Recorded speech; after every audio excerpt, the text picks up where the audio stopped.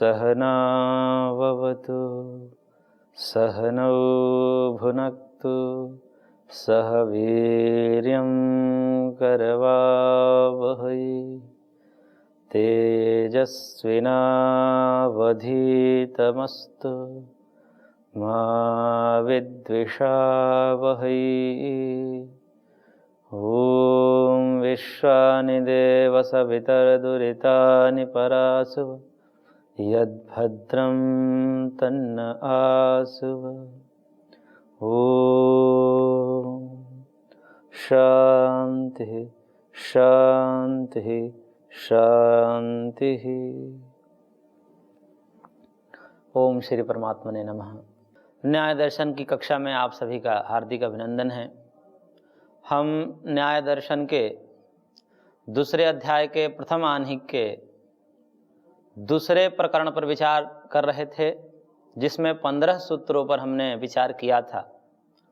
प्रकरण प्रमाण सामान्य परीक्षा के विषय में चल रहा था कि पूर्व पक्ष के तरफ से उठाया गया था आक्षेप कि ये जो प्रत्यक्ष आदि 4 प्रमाण हैं ये प्रमाण नहीं है अपितु अप्रमाण है, और उसमें जो है विभिन्न प्रकार के आक्षेपों का हमने कुछ समाधान किया और आगे आज करेंगे। उसमें से प्रथम आक्षेप यह था पूर्व पक्षी के द्वारा, जो 90वें नंबर सूत्र में कहा, महर्षि ने उसको सूत्रित किया 90वें नंबर सूत्र में, पूर्वम ही प्रमाण सिद्धौ न इंद्रियार्थन कर्षोत्पत्ति ही, अर्थात प्रमाण को पहले सिद्ध किया जाए, माना जाए प्रमेय से, तो इंद्रियों का अर्थ के साथ संपर्क ही नहीं बनेगा, और जब इंद्रियों का अर्थ के साथ संपर्क नहीं बनेगा तब ज्ञान की उत्पत्ति नहीं होगी, और जब ज्ञान की उत्पत्ति नहीं होगी तो उसको हम प्रमाण कैसे मानेंगे? क्योंकि सूत्रकार ने लक्षण किया था इंद्रियार्थ सन्निकर्षोत्पन्नम ज्ञानम, प्रत्यक्ष के विषय में। उस संदर्भ में सिद्धांत तरफ से यह बात कही गई, महर्षि ने कहा 15वें नंबर सूत्र में कि त्रैकाल्या प्रतिषेधश्च शब्दात आतोद्य सिद्धिवत तत्सिद्धे है, अर्थात यह कोई जरूरी नहीं है कि प्रमाण पहले ही होता है प्रमेय से, अपितु उसके बाद में भी हो सकता है। जैसे हम वाद्य यंत्रों के जो बाजे होते हैं, वह वाद्य यंत्रों के शब्दों से हम वाद्य यंत्रों का अनुमान करते हैं, पता करते हैं कि यह वाद्य यंत्र बज रहा है। कहीं कक्ष में कोई वाद्य यंत्र बज रहा है और उससे ध्वनि आ रही है हमारे कानों तक, और उस ध्वनि को सुन करके हम क्या कहते हैं? हम उस ध्वनि को सुन करके कहते हैं कि कक्ष में कहीं अमुक वाद्य यंत्र बज रहा है, तबला बज रहा है, बांसुरी बज रहा है इत्यादि। वहां पर जो शब्द है, शब्द का श्रवण है, वह प्रत्यक्ष के अंतर्गत आएगा, क्योंकि शब्द का हमारे कर्ण इंद्रियों के साथ सन्निकर्ष बन रहा है, और ये इंद्रियात सन्निकर्ष प्रत्यक्ष कहलाता है। तो शब्द यहाँ पर प्रत्यक्ष कोटि में आएगा, प्रमाण कोटि में आएगा।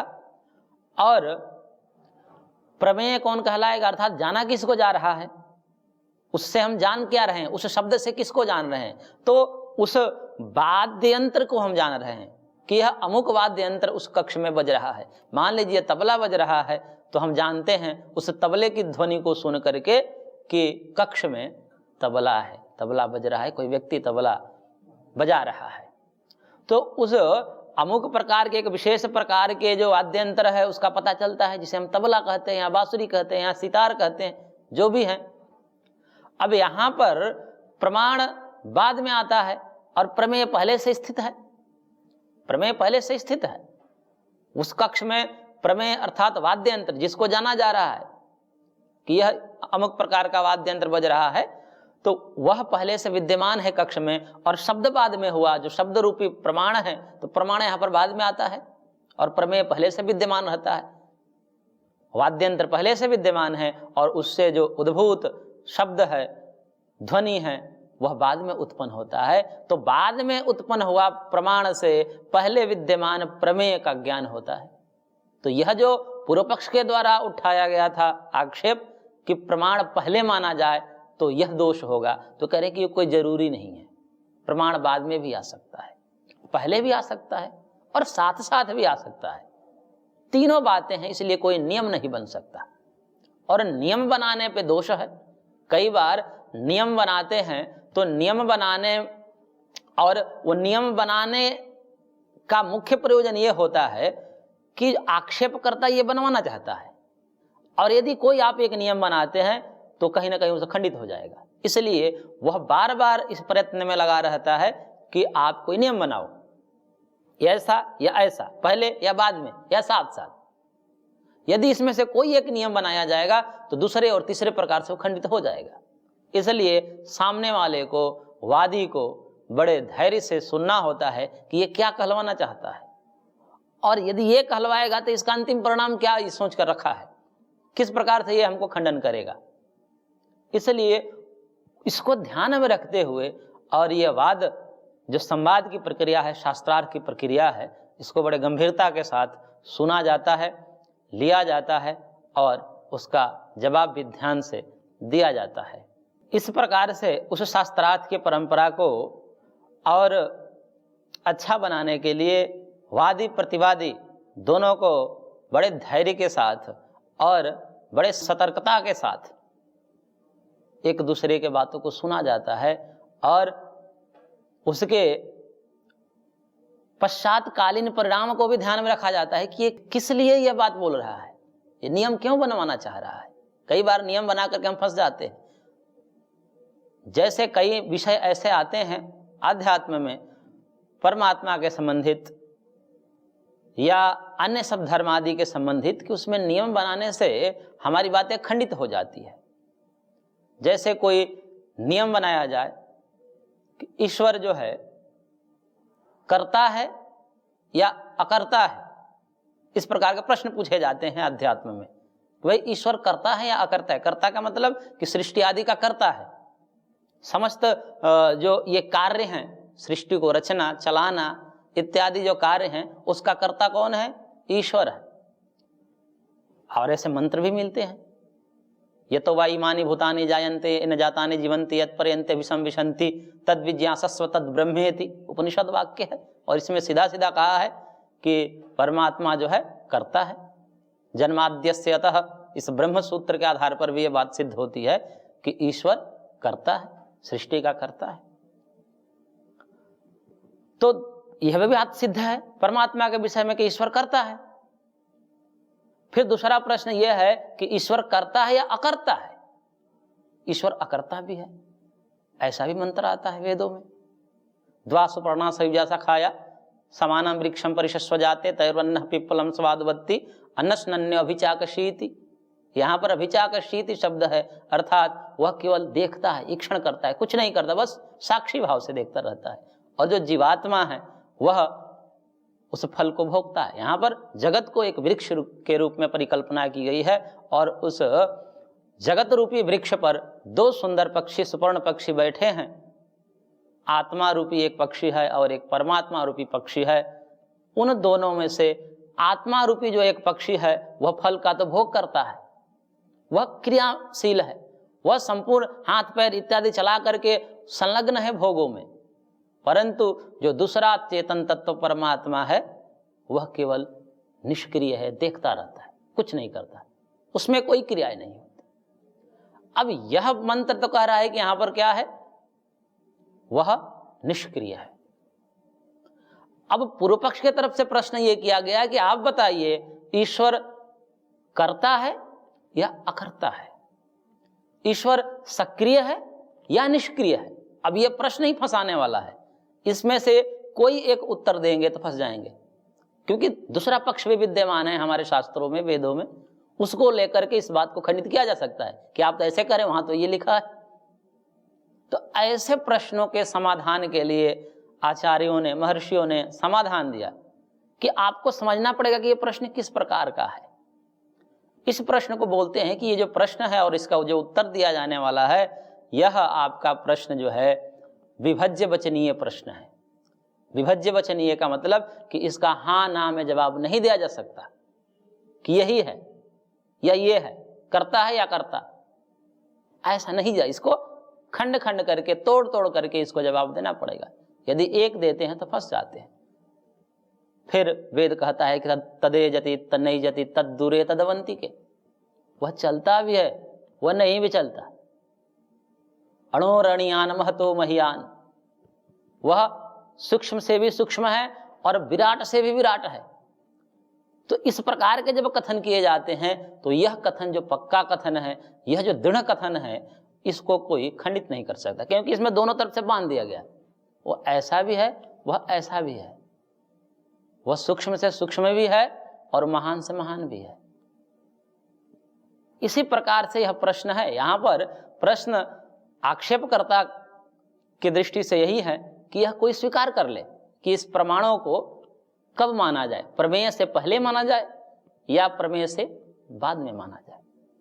इसलिए महर्षि सूत्रकार ने कहा कि ऐसा कोई निश्चित नियम नहीं है कि हम ये नियम आपको बना दे और आप उसके दूसरे पक्ष को लेकर खंडित कर दें। जब नियम ही नहीं है तो हम क्यों नियम ऐसा बनाए। इसलिए प्रमाण बाद में भी हो जाता है। अब यहां पर जो 10वें नंबर सूत्र में एक आक्षेप उठाया था आक्षेपकर्ता ने, पूर्व पक्षी ने, कि पश्चात सिद्धो न प्रमाणेभ्य प्रमेय सिद्धि ही, कि यदि प्रमाण को बाद में माना जाए और प्रमेय को पहले माना जाए, यानी कि जिस समय प्रमेय है उस समय प्रमाण नहीं है, यदि ऐसा स्वीकार किया जाए तो समस्या एक खड़ी किया था पूर्व पक्षी ने कि फिर प्रमेय को प्रमेय नहीं कह सकते आप। क्यों नहीं कह सकते प्रमेय को प्रमेय? क्योंकि प्रमेय को प्रमेय इस आधार पर किया जाता है, उसकी परिभाषा यही है कि जो प्रमाणों के द्वारा जाना जाता है वो प्रमेय है। जो प्रमाणों के द्वारा जाना जाता है वो प्रमेय है। या इसकी दूसरी भाषा में शास्त्रकार, भाष्यकार इसकी परिभाषा देते हैं कि जो प्रमा का साधन है वह प्रमाण है। जो प्रमा का साधन, प्रमा मतलब ज्ञान, या जो प्रमा का विषय है वह प्रमेय है। प्रमा के साधन जो है वह प्रमाण है, प्रमा का विषय जो है वह प्रमेय है। प्रमा मतलब ज्ञान, समझ लीजिए, उपलब्धि, ज्ञान, बुद्धि। तो यह प्रमा का जो विषय है, ज्ञान का जो विषय है, ज्ञान किससे उत्पन्न हो रहा है? मान लीजिए सामने घड़ा रखा हुआ है तो घड़े को देखकर हमें ज्ञान उत्पन्न हो रहा है, तो इस ज्ञान का विषय घड़ा हो गया, तो घड़ा को प्रमेय कहेंगे। या दूसरे अर्थों में देखा जाए तो इन इंद्रियार्थ सन्निकर्ष रूपी प्रमाण से जिसको जाना जाता है वह प्रमेय है। अर्थात इंद्रियार्थ सन्निकर्ष पूर्वक किसको जाना जा रहा है, किसके साथ हमारी इंद्रिया संपर्क बना रही है, तो जो वस्तु के साथ संपर्क बना रही है वह वस्तु प्रमेय कहलाएगी। तो इस प्रकार से यह प्रमाण और प्रमेय की परिभाषा हुई। तो पूर्व पक्ष यहां पर यह कह रहा था 10वें नंबर सूत्र में कि यदि प्रमेय को पहले मानेंगे और जिस समय प्रमेय होगा उस समय प्रमाण नहीं होगा, तो प्रमाणों के आधार पर प्रमेय को जाना जाता है, वह परिभाषा ही नहीं घटित होगी, यह लक्षण ही नहीं बनेगा कि प्रमाण के द्वारा जिसको जाना जाता है वह प्रमेय कहलाएगा। और आपका तो प्रमेय बाद में आ रहा है, जिस समय प्रमेय है उस समय प्रमाण नहीं है। तो यह जो संज्ञाकरण है, जो नामकरण है, जो परिभाषाएं दी गई है, वो तो घटेगी ही नहीं। इसलिए बाद वाली भी बात संभव नहीं है।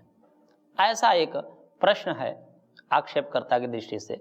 तो इसका समाधान यह दिया जाता है भाष्यकार की तरफ से, महर्षि के तरफ से, वात्स्यायन जी भाष्यकार हैं इसके, उन्होंने एक समाधान दिया।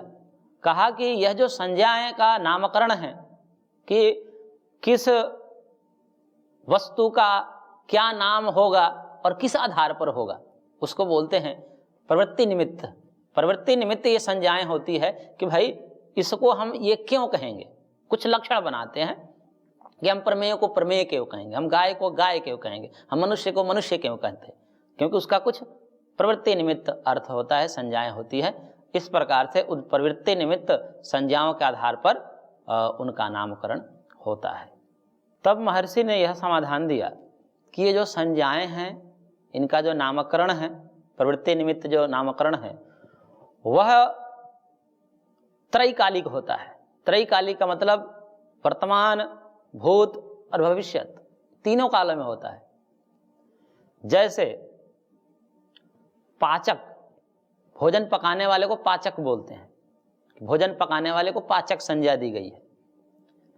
अब पाचक संज्ञा जो है इसका लक्षण बनेगा कि जो पाक क्रिया से संबंधित व्यक्ति को पाचक कहा जाता है। यह इसका परिभाषा बनेगा कि जो पाक क्रिया है, पकाने की जो प्रक्रिया है, जो भी उसमें ईंधन लगाने से लेकर के सब्जी को छौंक मारने से लेकर सारी प्रक्रिया जो है वह पाक क्रिया है, और उस पाक क्रिया से जो संबद्ध व्यक्ति है, करता है, उस व्यक्ति को पाचक कहा जाएगा। अब यह तो परिभाषाएं हो गई, परंतु यह जो परिभाषाएं हैं, यह जो संज्ञा का नामकरण है, यह त्रैकालिक है। त्रैकालिक अर्थात यह नहीं है कि वह केवल पाक क्रिया से जब संलिप्त होगा उसी समय उसको पाचक संज्ञा होगी, ऐसा नहीं है। उससे इतर समयों में भी जब वह पाक क्रिया से युक्त नहीं है तब भी उसको हम पाचक कहकर बुला सकते हैं कि पाचक थोड़ा ये सुनिए ये काम है, या चालक ये आइए सुनिए ये काम है आपसे। तो पाचक, चालक, लावक इत्यादि जो नामकरण है, लावक बोलते हैं जो फसल को काटने वाले हैं, जो फसल को काट कर लाते हैं खलिहान इत्यादि में, तो उसको लावक बोलते हैं। तो ऐसे ही पाचक, लावक, चालक, ये सब जो नामकरण हैं वो त्रैकालिक होते हैं, तीनों काले में होते हैं। केवल जब वह वाहन पर बैठकर चलाएगा उसी समय उसका चालक नाम नहीं होता, जब उतर जाएगा तो भी चालक रहेगा वो, और नहीं चढ़ा है अभी वाहन पर तब भी उसका नाम चालक ही रहेगा। तो ऐसा ही नियम है, ऐसा ही भाषा व्यवहार है। यदि ऐसा नियम नहीं बनाया जाए तो फिर यह भाषा व्यवहार ही नहीं होगा। ऐसा भाषा व्यवहार हो ही नहीं सकता कि भाई जब वह वाहन पर चढ़ेगा उसको चलाएगा तभी हम उसको जो है चालक कर सकते हैं, ड्राइवर कर सकते हैं, उतर जाएगा तो ड्राइवर नहीं कर सकते, ऐसा कहीं होता नहीं है। उसको उतर जाने के बाद ही ड्राइवर ही कहते हैं। वो कहीं बैठा रहता है तो भी ड्राइवर कहकर ही बात किया जाता है, उससे चालक कहकर ही बात किया जाता है।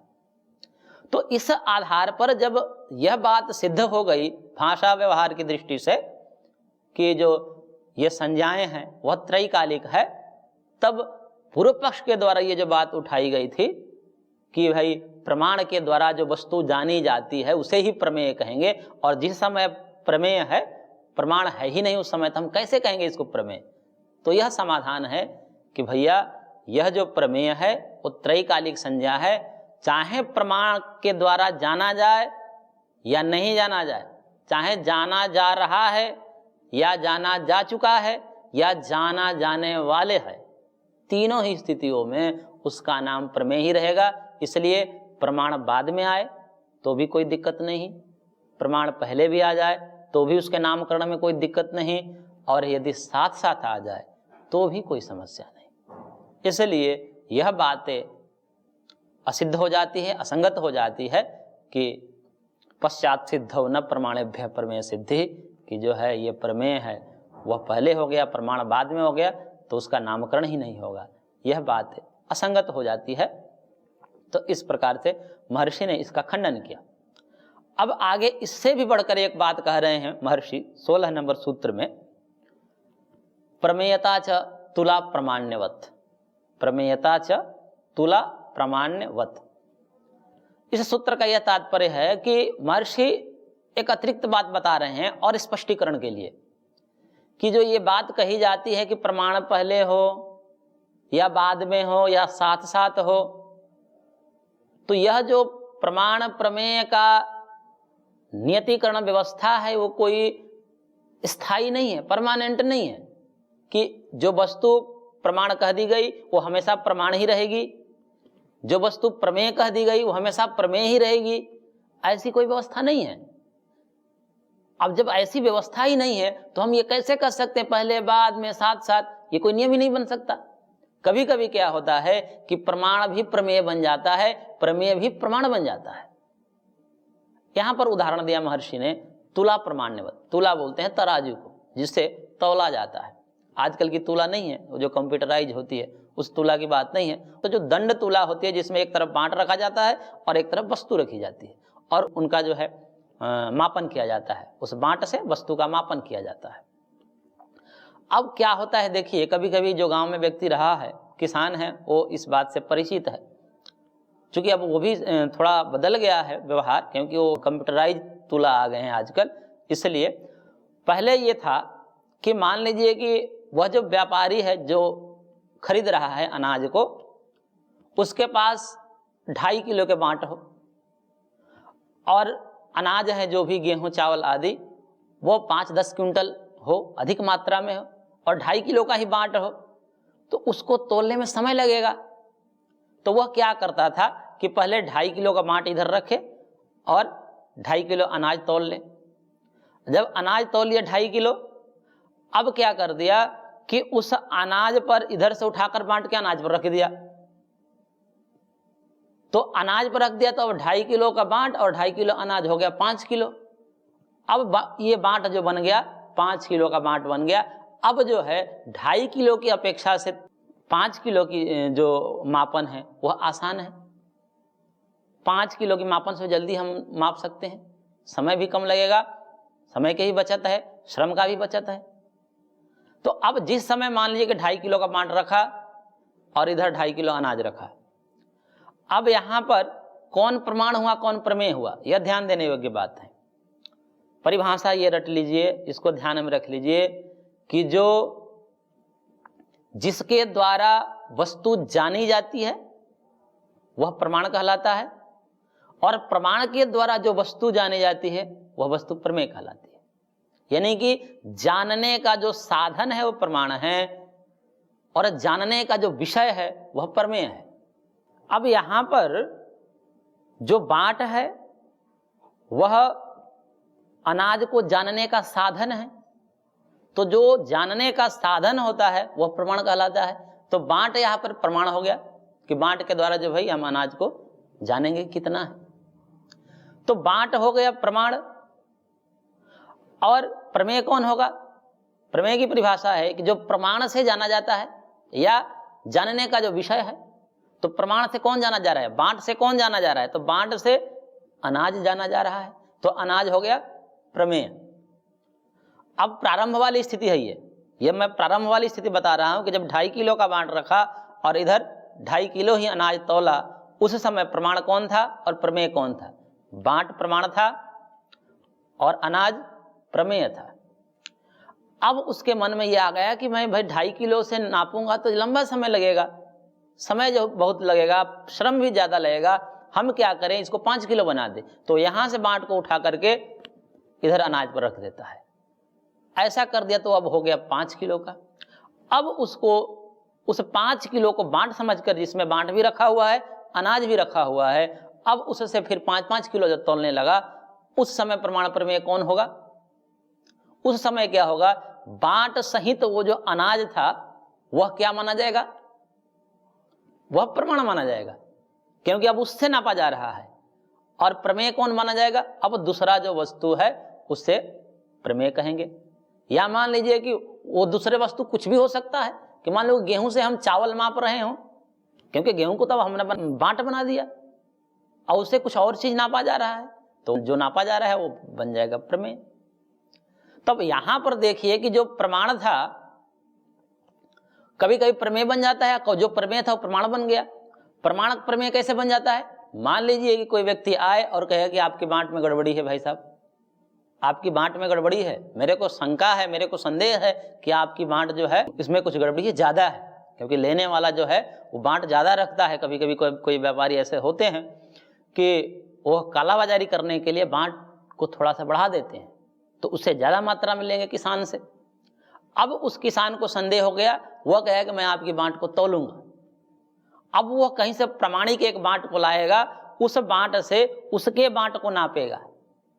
अब जब उसके बांट को नापेगा तो वह तो पहले प्रमाण था, वह जब व्यापारी का बांट था वह बांट तो पहले प्रमाण माना जा रहा था, उसी से नापा जा रहा था। परंतु जब संदेह हो गया, एक दूसरा बांट ला करके अब उसी को बांट को चढ़ा दिया कि आपको नापा जाएगा, भाई कहीं कम तो नहीं है, ज्यादा तो नहीं है। तो जिस समय अब उस पर संदेह हो गया, तो अब वो जो प्रमाण था पहले बांट उस व्यापारी का बनिए का, अब हो जाएगा प्रमेय, वही प्रमेय हो जाएगा। तो कह रहे हैं कि यह कोई नियत व्यवस्था नहीं है कि जो प्रमाण है वो परमानेंट प्रमाण ही रहे, जो प्रमेय है वो परमानेंट प्रमेय ही रहे। ऐसी कोई व्यवस्था नहीं है। प्रमाण प्रमेय भी बन जाता है, प्रमेय प्रमाण भी बन जाता है।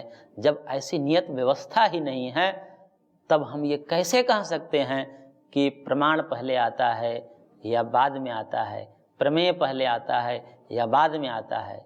या दोनों साथ साथ आते हैं। इसलिए महर्षि ये कह रहे हैं कि हम जहाँ जैसी स्थिति होगी देखेंगे वैसा स्वीकार कर लेंगे। पहले आएगा तो पहले स्वीकार कर लेंगे, बाद में आएगा तो बाद में स्वीकार कर लेंगे, साथ साथ आएगा तो साथ साथ स्वीकार कर लेंगे। इस प्रकार से महर्षि ने यहाँ पर आक्षेपकर्ता का समाधान करने का प्रयास किया है। आज की कक्षा को हम यहीं पर विराम देते हैं। शेष अगले अंक में हम देखेंगे।